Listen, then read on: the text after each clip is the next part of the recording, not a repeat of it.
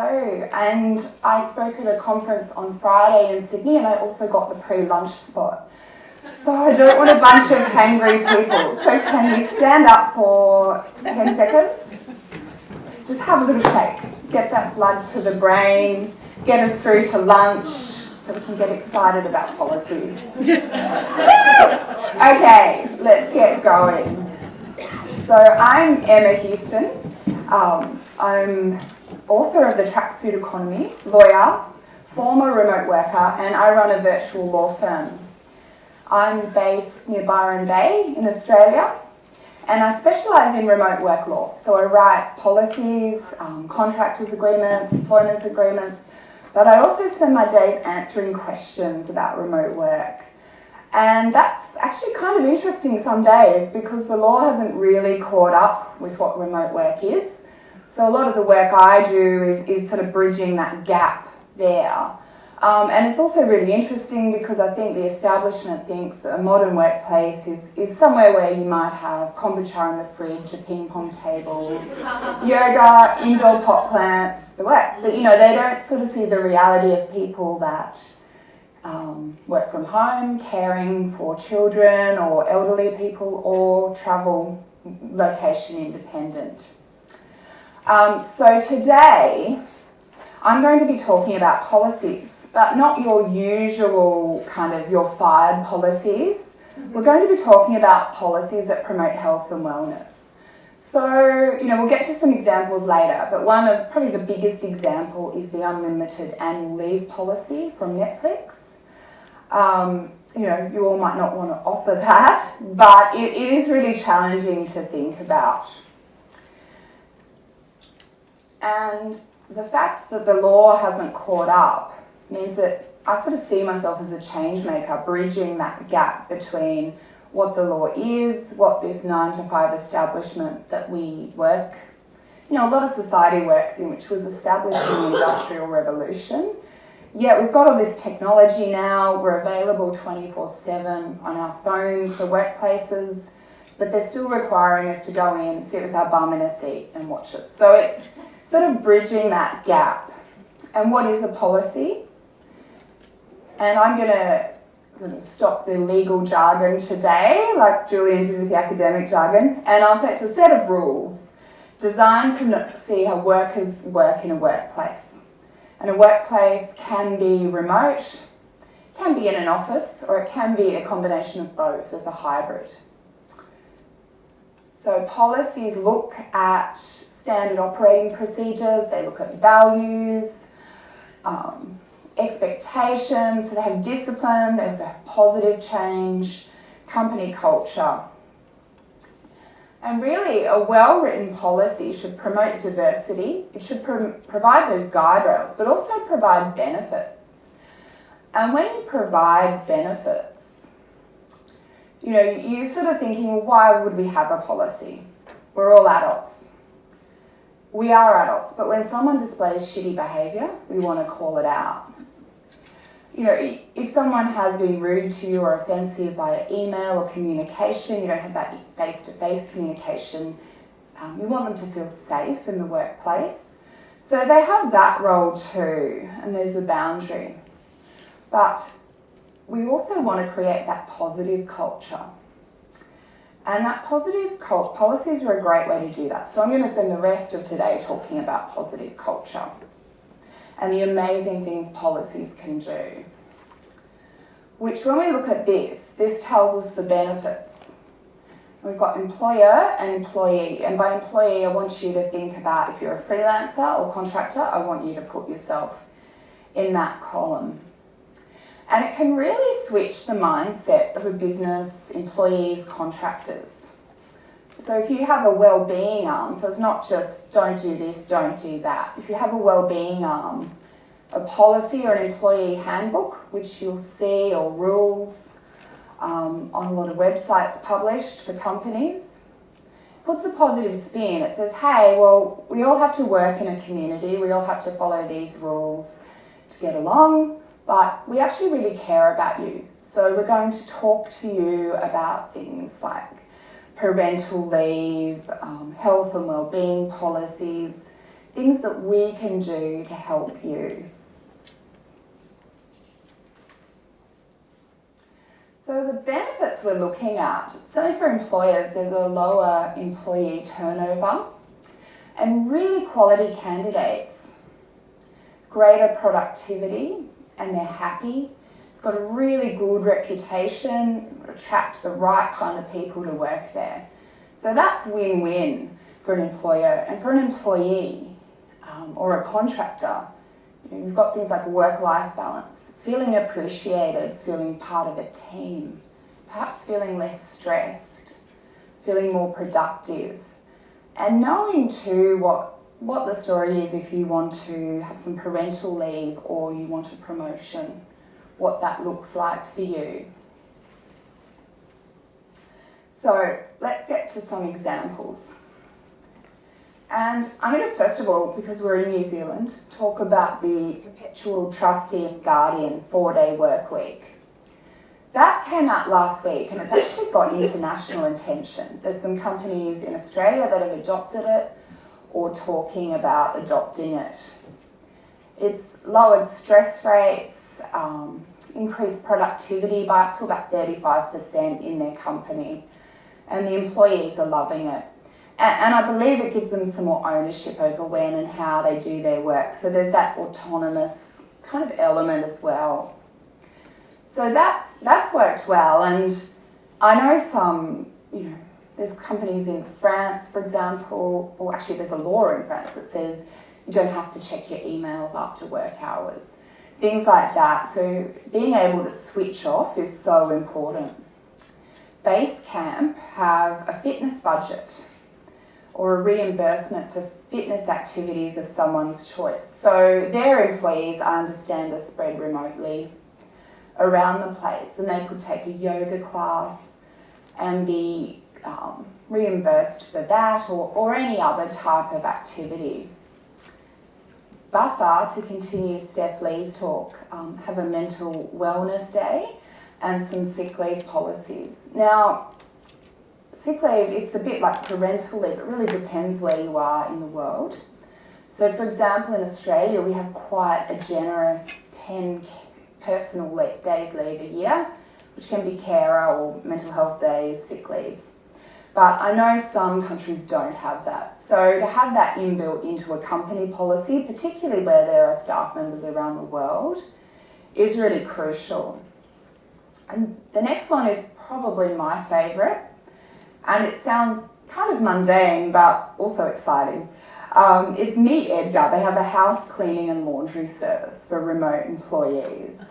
And that's sort of aimed more at the work from home people, which there are a lot of people that, I would say probably more work from home than 100% digital nomads around there. And that's to sort of say, well, look, if you feel like you're working, you've got this, you're working in that space, to take away some of those chores for you really helps just boost you in that space. Then we've got things like study leave, where workplaces will pay for sort of study, give you time off to study. And then we've got the unlimited leave. So 2 examples of this are Netflix and Virgin Airlines. Both companies swear by this policy. The cynic in me wonders what the trade-off is. Like, surely you can't take 300 days unlimited annual leave or you might be out the door. So I suspect that there would be other metrics to meet and KPIs to meet to measure performance. But it does give us this really kind of challenging view about, well, how do we manage people's performance? Is it time or is it output? And if someone is, something like an unlimited annual leave, it would inspire people to get their work done, reach those targets, and have a bit of extra time off. So I think that's something really, when you're looking at policies and the way you measure output and rewards for employees or contractors, is really important. And then we've got parental leave. It's really valuable. It can be framed to be quite inclusive. And when I'm drafting a parental leave policy, I will look at, well, what's the definition? You've got IVF, you've got foster children, adopted children, all sorts of things, you know, with parents and children. And you want to be inclusive to give everyone that opportunity. Now, some countries, I think there's some Swedish countries that have, I think Sweden might even have 12 months paid parental leave at your salary, which is amazing. In Australia, for example, we have 16 weeks at the minimum wage, which is about the middle worldwide. Some countries have nothing or very little. So to offer this is really important. And you don't have to give, you know, you don't have to match Sweden. What you can do is look at what you can afford and start there. It might only be a week, but if someone is really valuable to you, they're going to appreciate that gesture, or they're going to appreciate a hamper full of baby stuff to help them. But what about people like me, a solopreneur? I was a remote worker until the end of last year at a law firm at partner level. This year I started my own firm. And there's freelancers here and contractors. So hands up all my freelancers and contractors and solopreneurs. So about half of you. And the good news is that if you work with an organisation as a contractor or freelancer and they have these perks, then you shouldn't be shy about asking. Does that apply to me? You know, the exercise program or this or that. They're already saving a bucket on you as a freelancer or contractor because they're not paying things like employee leave and things. So if you're doing a great job and they want to keep you, then you very well could have those apply to you. And I have a bit of a challenge for solopreneurs and freelancers. And I've been thinking about this ever since I started preparation of this, where I fit into this now. And you need to think about, it might just be you, or it might be you and, you know, a VA. Myself, I've got a VA and a bookkeeper who's the same person. So really there's just me and another solopreneur. And you can think about how that can apply to you in your own business. So what's stopping you giving yourself these perks, building that into your business plan? If you think about Tim Ferriss's book, The 4-Hour Workweek, I mean, that sounds a lot better than the 4-day workweek. You can perhaps build those things in. So you could give yourself a cleaner once a month and incrementally upgrade. Or you could, you know, make sure you schedule in some exercise classes and do that as part of your schedule. So there's actually nothing stopping you writing your own remote work policy. It doesn't have to be, as formal as a company, but it is really important for your own investment in yourself and your business and your health and well-being. So how can we implement them? I think the first one, and this goes for all, you know, solopreneurs as well as companies or businesses. How much can you afford? So start now and upscale later. So it's better to start now for company culture and well-being. And that could be, here's $100, take yourself and your partner out to dinner. It could be as simple as that, as a thank you, so a bonus quarterly or yearly. It could be, here's $50 towards some exercise classes or an activity you want to do. So it doesn't have to be, oh, okay, well, I'm going to pay 12 months paid parental leave and I'm not going to do it until I can afford 12 months. It could be that hamper of baby items for an employee. Or it could be, as a solopreneur, giving yourself Fridays off. And then the next thing is to be inclusive. So I mentioned that I worked as a remote employee for 4 years. I was at partner level in a law firm. I lived near Byron Bay, so about 1,000 kilometres away from Sydney, where the head office was. Sydney thought it was a great idea to hire a chef and get in-house lunches, which was great for the people in Sydney. And then they got we had 5 people in Melbourne, so they got a voucher each week to go out somewhere for lunch, so they got team lunches. But then there was me and a couple of other people spread around Australia, and I sort of floated the idea, look, can we get fruit and vegetable boxes delivered once a fortnight or once a month, because that would be really cool. And they're a great idea, but then it never happened. And we got the promises of, oh, you'll get a voucher or you'll get this, and that never happened. Hadn't happened to the day I left, and I believe it still hasn't happened. So it really has to be inclusive, especially if you've got a hybrid team, so in-office and remote employees or contractors. Those remote workers have got to feel included as well. Or I think Steph was talking about there's a big team of buffer in North America and then smaller teams spread around the world. So those smaller teams also would have to feel included. So if it was some kind of perk, it would have to be a perk that's available in all those places. And I'm going to add a sneaky number 3 in before this, and we'll make that number 4 up there. It needs to be well drafted, needs to be well thought out. So that lunch policy is a really good example of something that wasn't really well thought out when considering every single person in the team. And then it needs to be published. So I actually know some companies in Australia, one of them being a big insurance company called IAG, and they have a policy where people work from home. Everybody in their office in Sydney, they've downsized it by 20%, and they all work from home 2 days a week. But they don't publish it. I only know about it because I sat next to a guy at a wedding last year, and he was telling me how he does that, and I was like, did you ask for that? How did you apply? And I think he thought I was a bit weird, but I'm like, no, I do this for my job. So it's really important to publish things like that, because that, for that company, I think they do it to save money on rent, principally, but there's all these other flow-on benefits, and it could mean that IAG get really great staff. To publish that, have it on the website, have it in your company culture and tell the world, because you might be a solopreneur now, but you might want a team of people to come and join you. So to have that sort of positive benefit and being that beacon of positive well-being, that's a really great idea. So I'm going to wrap up now. We're going to have a little bit more time for questions. Please give her a huge round of applause.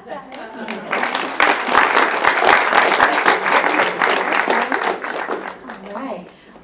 Yes, I got one first. All right. My first question, and then we'll get to Jennifer first, and then a few others, is how can we implement these sorts of policies, even if it's just me, like a team of 1? So it could be as simple as saying, I'm getting a cleaner once a month. Mm-hmm. It could be, I'm taking Friday afternoons off. Mm-hmm.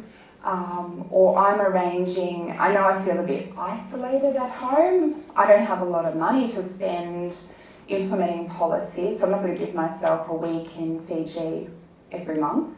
But, I'm going to have a Zoom chat with a fellow solopreneur to feel a bit more connected. Mm-hmm. So it could be, something really free like that, to do that, but to block that in and block it into your calendar, because I don't know about any of you, but I've got an automatic booking calendar on my website, and some mornings I wake up and I've got all these appointments in, so it's really important to block it out and regularly, so you don't forget about it. Yes. All right, let's start with Jennifer, and then we'll go to Lee. So 2 things kind of. One is I completely second what you're saying about having policies set up for yourself. When I got myself a house cleaner, committed to a massage once a month, and set up recurring Zoom meetings with people who inspired me and helped me move forward on my business goals, that was a game changer for me. Secondarily, I work with Tortuga Backpacks, which has an unlimited vacation policy. What we've discovered over several years is that if those of us who've been around for a while and who are in leadership don't actively, publicly, and in a loud way take a hell of a lot more vacation than everyone else, then there's this subculture of like, oh yeah, you say you have unlimited vacation, but actually anybody's afraid to even take Tuesday off because of how that looks upstream. So the importance of modeling those things for the people that you work with and for is, like, on paper it doesn't mean shit unless the CEO is gone 6 to 8 weeks a year. Oh, 100%. You've really got to, and I hear that all the time about remote work. It's really about, it's got to come from up top, and the change management has got to come from that modelling behaviour. People can see, okay, they're doing that. And two, when they're doing that, they're not then, if they're on vacation, they should be on vacation. They're not on the phone every 20 minutes sending instructions or orders, because I've worked in companies like that where when you go away, you feel like, and you keep getting called and this, and you can't have that break. So to set up systems where you can go, right, I'm not in the office till Wednesday, which is me this week. I'm having a few days in Wellington after the conference, and I've said to clients, look, Thursday, that's when I'm next available, and I've set my out of office. Yeah, wonderful. Leah? Yeah, I have a question a little bit more about the legal side of making these policies. How do you navigate the myriad of different international laws when you're potentially under their jurisdictions for different parts of the business or with different employees? So it's quite difficult. You've got things like local labour laws and parental leave laws where you will find each country is very different. For things, perks and things, that's not such an issue.